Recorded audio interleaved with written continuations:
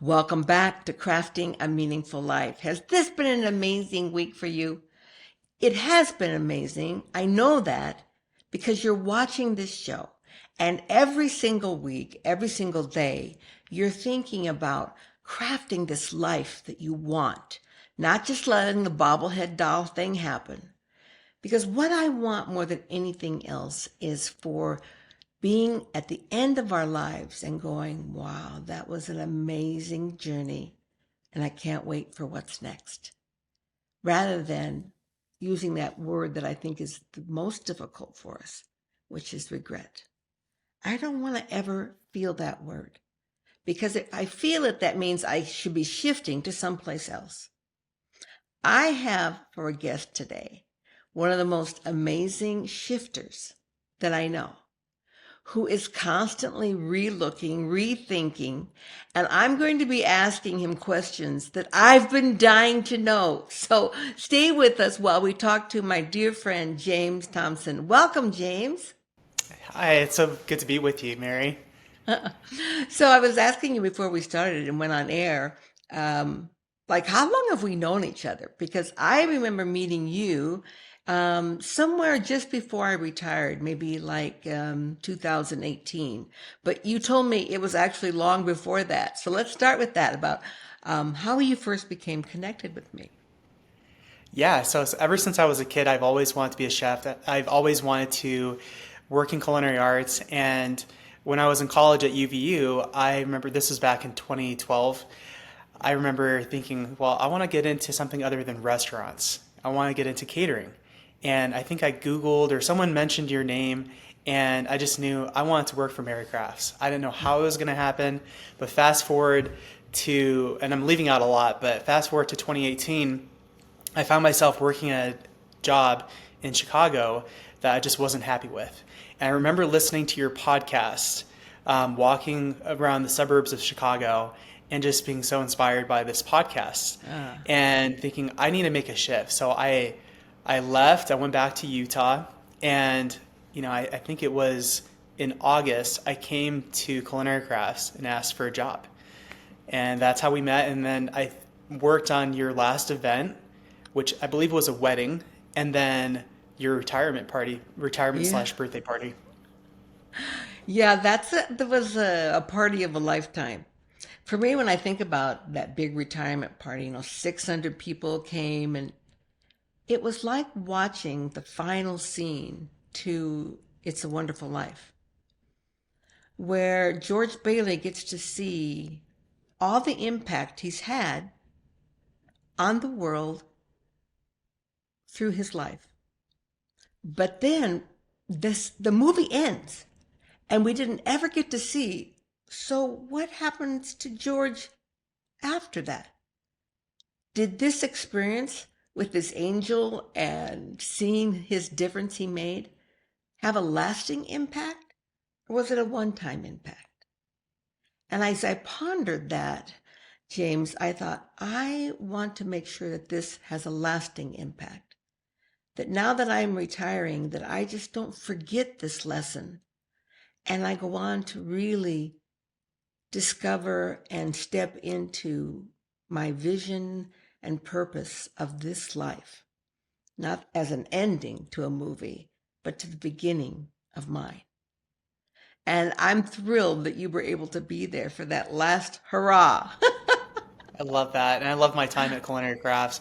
Working with Ryan and Caleb was just so much fun. Mm. And I learned so much. It's really set me on the trajectory to, I do catering, just solo catering. And it's a lot of fun. I'd really credit culinary for my experience and everything I've learned there. So I got to know you while you were at culinary. I immediately hired you because you just seemed like a very intent and trustworthy individual who wanted to bring his best every single day.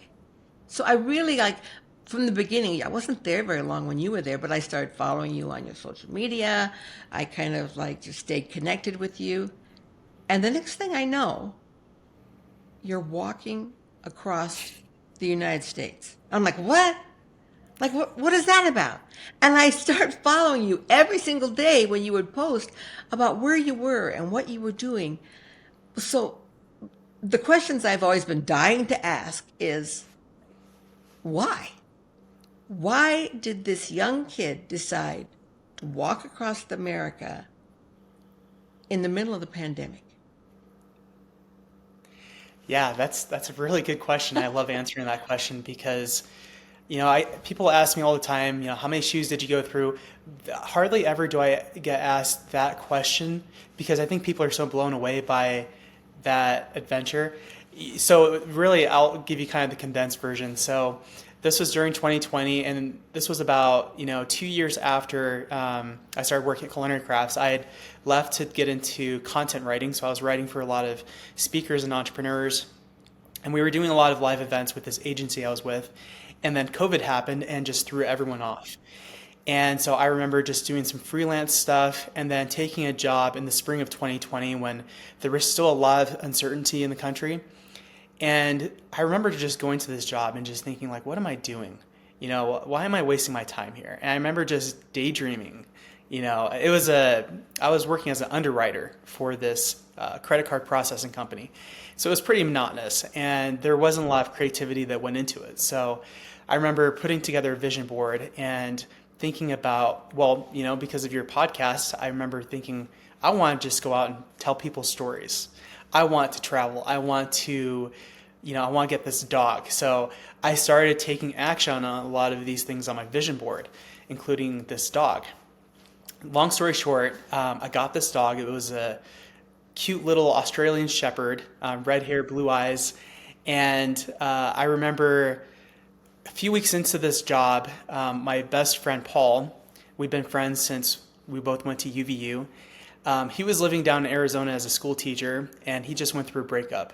School season was ending, and so he was planning on moving from Arizona to Utah. And I remember one day I took kind of an extended lunch, and I got a text message from my boss saying, hey, we're going to let you go. And I was actually relieved. I was like, wow, I'm free. I don't know what I'm going to do, but, I'm free. And then around the same time, I remember thinking, I need to find a different home for Coda, my dog. Something in my life is about to change, and I can't take care of him. So a lot is going on at this time, right, in the country. So COVID, a lot of the lockdowns are happening. And around the same time, too, I remember watching this TV series about the life of Christ. And there's this one scene in the series where Jesus is reaching out to Peter and asking him to come follow him. And I remember just having this desire to leave everything behind and just go out and spread the good word. Not necessarily be a missionary, but just spread a positive message. I just felt I needed to do something different with my life. I just turned 31, and so I was kind of having a quarter life crisis and just feeling anxious to do something meaningful with my life.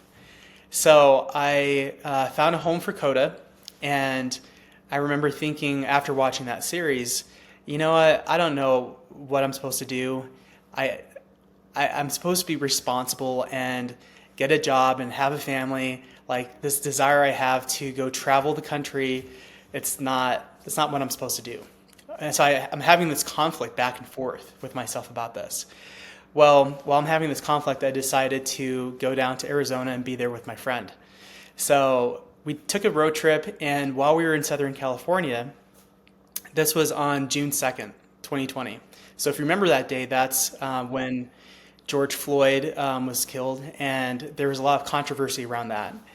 And I remember being in California at that time where there were a lot of protests coming out, and with all the lockdowns and all this back and forth on social media is what kind of triggered why we did this walk. So I remember us driving from Southern California to San Francisco, where my friend is from, and I remember just seeing a lot of my friends post black pictures in support of Black Lives Matter and thinking, that's interesting. I don't know if that's going to make a lasting difference. I know we've got a lot of problems in this country, and I don't know if it's, and excuse the pun, but I don't know if it's as black and white as, social media is painting it out to be. Maybe not all people in law enforcement are bad. Maybe there's a different way to look at it. Maybe there's a way that we can be positive instead of just complaining and fighting each other.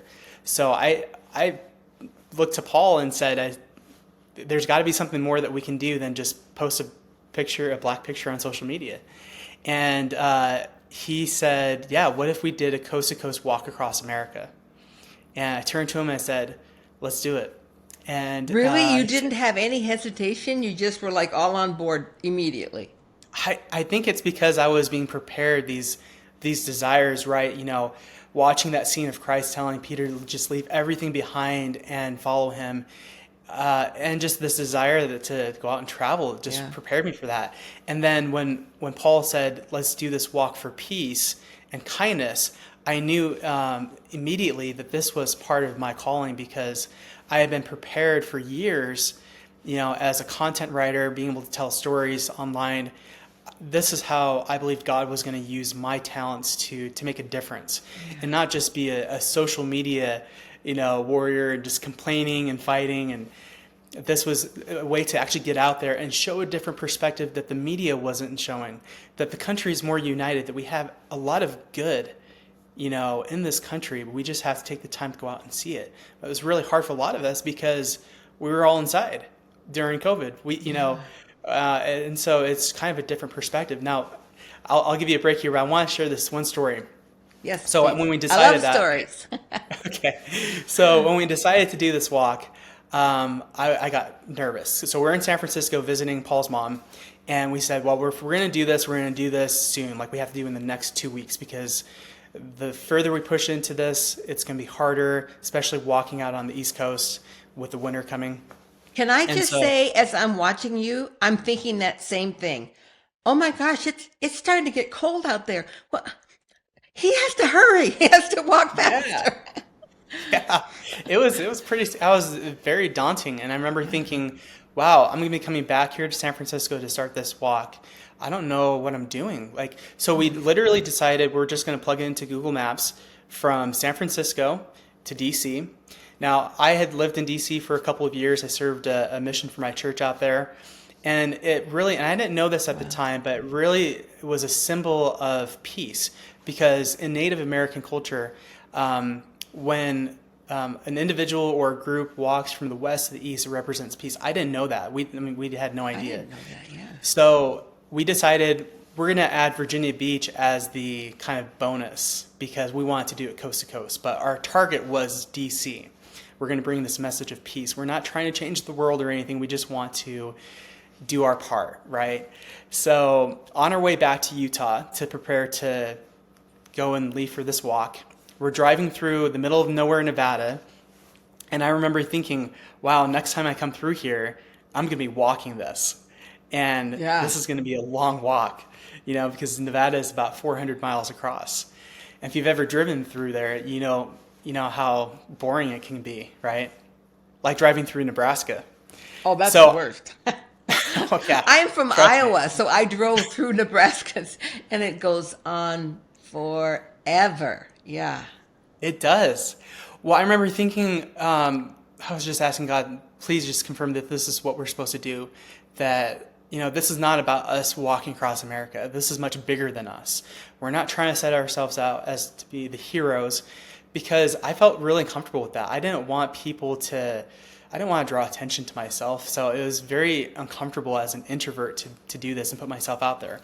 So we're driving through Nevada, and it had been raining. And then all of a sudden I saw this truck flipped over on the other side of the road.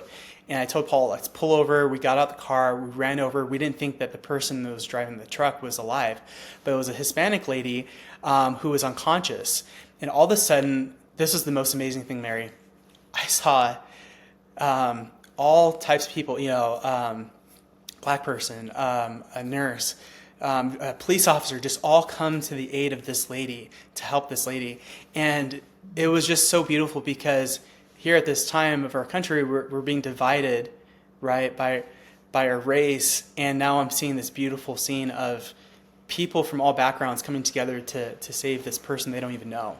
And I'm like, you know what? This is it. These are the kind of experiences I need to have and be able to share with the world, to show them, look, humans are beautiful and we are willing to be there for others, for each other. So anyway, that's just a little snippet into the pre-experience of the walk.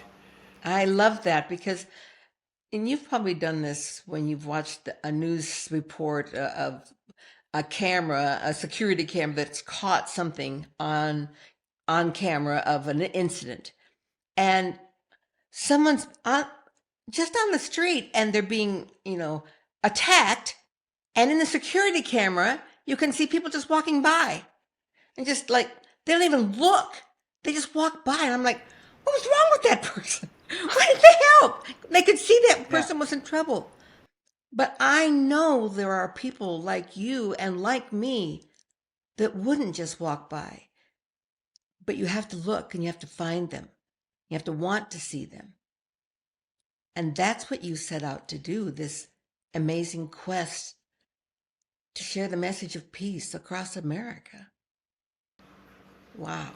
There was another experience along with that, Mary, is I remember because we pretty much had nothing. I mean, I put everything on the line to do this walk because I knew in my soul that this was what we were supposed to do. And there were times when we were in Nevada and we were in this one little random spot, this, rest stop, and there was this homeless man who'd been riding around on his bicycle for 40 years. I kid you not, his name is Steve.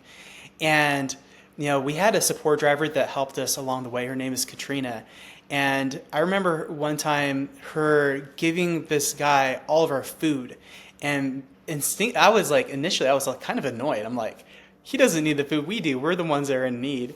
And how that was such a radical shift in my mindset from that point on was like, look, there's an abundance for everyone. And, we have always had our needs taken care of on that walk. And I just love that example that Katrina showed for us that, hey, let's just give. Let's be there for each other. And I remember just thinking day by day as I would watch and the number of places that you were going. And I kept thinking, he's soon going to be in Iowa. I'm from Iowa. Where is he going to walk across? By I-80? Well, you didn't really go on the freeways. You walked along highways, but not freeways. And the opportunity to meet people, the humility of your mission was so profound to me because I kept thinking, he could have news teams following him. He could have a camera crew.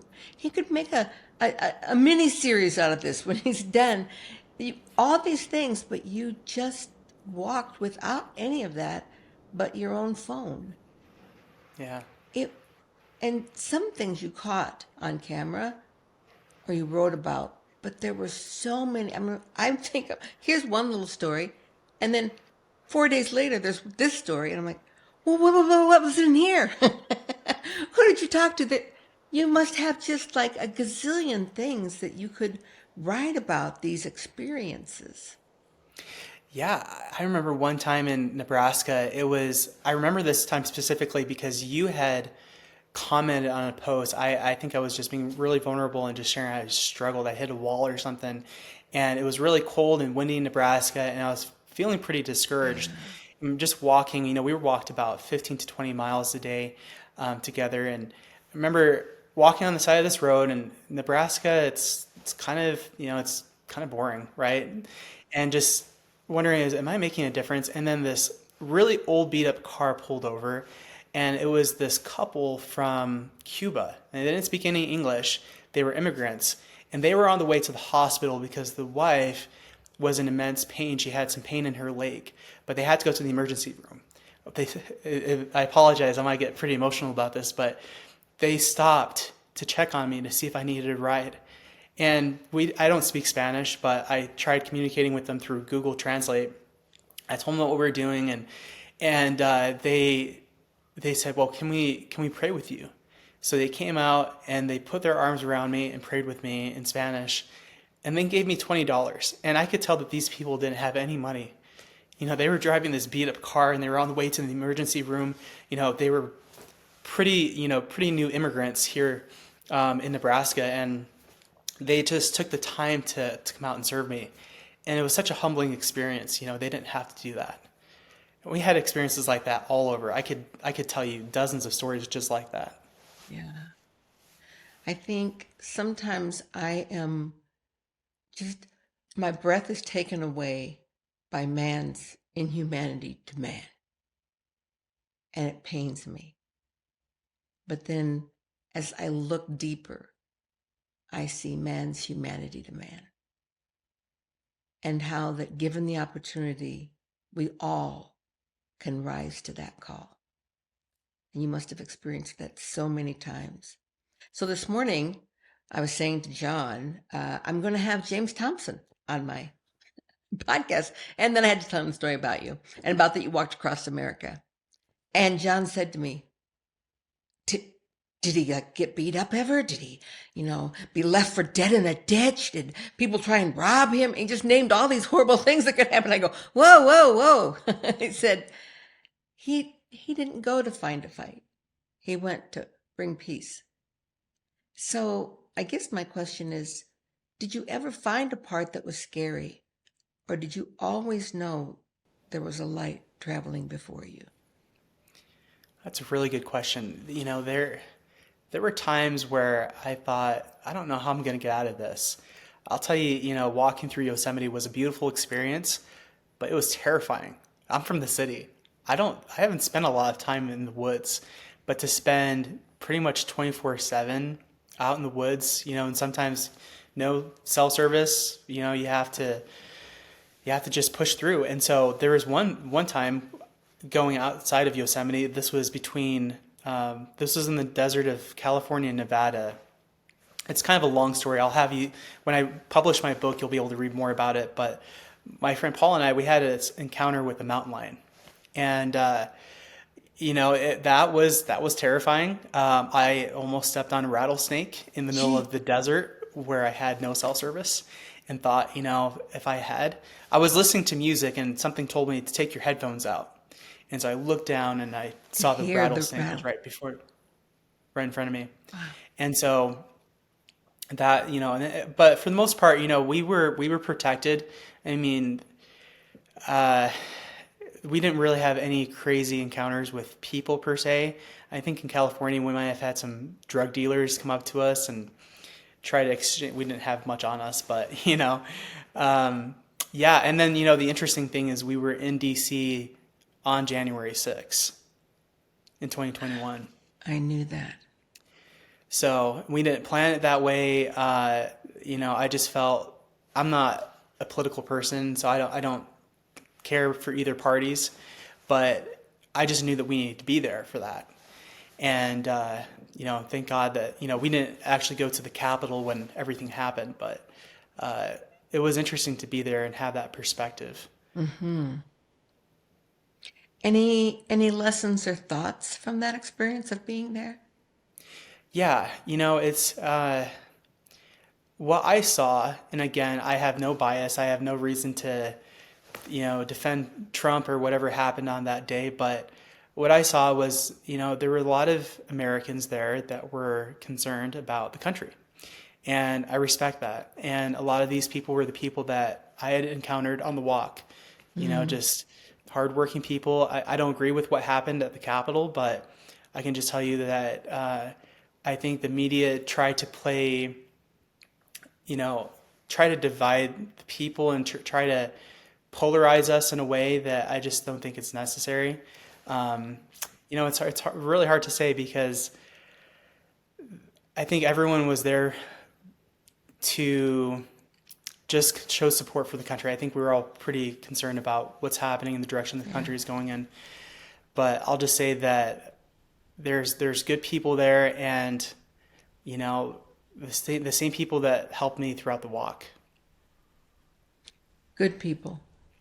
I've often said that if we were to actually be able to talk to each other, we would discover that we are way more alike than we are different.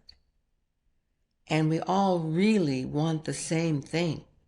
We want our country to be a good place of integrity and trust. We want to serve others as we serve ourselves. but we see the path is different. But the purpose and the end goal is what can unite us because we want the same thing. So Yeah, profound to be there. Wow. I saw, I mean, throughout my walk, I had people that were atheists, Muslim, Republican, Democrat, from all different spectrums come together and serve. And they didn't have to. And so that's been my perspective. And it's one of the reasons why I think there was a reason that we were supposed to be there in DC on that day. And to have this story and this message, because together we're really strong and amazing. I could talk to you for another hour, but we don't have an hour. So I wanted to talk to you about what you're doing now and this principle based financial planning that you're doing, but we'll save that for another time. So, in keeping with ending about your walk, two things. How has it changed your life? And what would be your message, your final message today to our listeners? Every day I think about that walk. It's changed me. It's humbled me in some small ways where I will never take for granted sleeping in a bed, or just having a car to drive, or good friends. I recognize that some of my biggest supporters were people that I didn't even know. So it's really opened me and allowed me to let people in my life because there are so many stories I'd love to share with you. I know we're running out of time, but I just realized that years ago, there was a relationship that I developed with a guy from Kuwait who played a big role in our walk. I would love to share this story another time, but I just remember expressing gratitude a lot on that walk and what that did.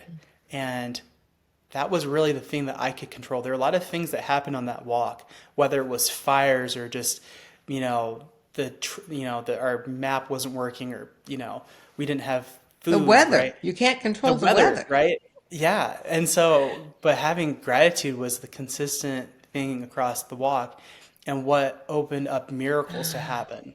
All kinds of miracles, simple miracles, miracles that I still cannot explain to you this day. Like, for instance, expressing gratitude for this individual, this friend of mine from Kuwait, and him reaching out to me saying, "Hey, I had a feeling that you were calling my name. I got you guys a place to sleep in Maryland." And I'm leaving a lot out of that story, but how do you explain that, right? Other Yeah. than the power of gratitude and how that changes our frequency and just what's around us, and most importantly within us. So I would have to say, despite the challenges that we face, what we faced in 2020, we made it through. We're going to continue experiencing challenges this year, and as we just go on in life, that's just part of it. That's part of the human experience. Gratitude is the most powerful approach to handling tough situations. Yeah. Wow. I love that, James. It is, it's a little bit unnerving to think of that something as what seemingly is a small principle or a small thought that goes across our mind of gratitude has such an immense power to shift us into this place of receiving and giving, of abundance, of seeing life in a different light. It's it's a huge value in my life. And without gratitude, just I think if I've been through enough stuff in my life, you encountered big, tough experiences on your walk, but because of gratitude, you were able to see the value in each and every one of those experiences. Hmm. I love that lesson. And thank you for leaving that with our listeners. James, I didn't get to talk about even a hint of the things I wanted to talk to you about. So I'm hoping that you'll come back. I'd love to. Hopefully, my book will be finished in the next few months. Um, I'm working with Richard Paul Evans, if you know who he Yeah, yeah, is, yeah. in his Author Ready program, and just excited to get this book out there to the world. It's not for everyone, but it's for those who really want to be inspired and see the beauty in this country and just humanity. Okay, well, put me down. One person who's going to have me on their podcast as I get ready to launch my book, Mary Crafts. Yes. I would love that. I would love that opportunity and anything else I can do to help launch this book and be able to share your message with the world. I would be honored. So homie, remember me. Yes. James, thanks for being with us today and leaving us with that lesson of gratitude. If there's anything in your life that is amiss, or you're feeling like maybe you're not going the right direction, or what do I do today? Or I wonder why they didn't talk to me. Or Valentine's Day's coming up and I'm so alone. Your message is that if you take a moment and realize how grateful you that you are for everything that's in your life, suddenly you shift to a place of beauty and love. Thanks for being with us today. And next time, remember, it's always time to craft your meaningful life. Namaste. Crafting a Meaningful Life.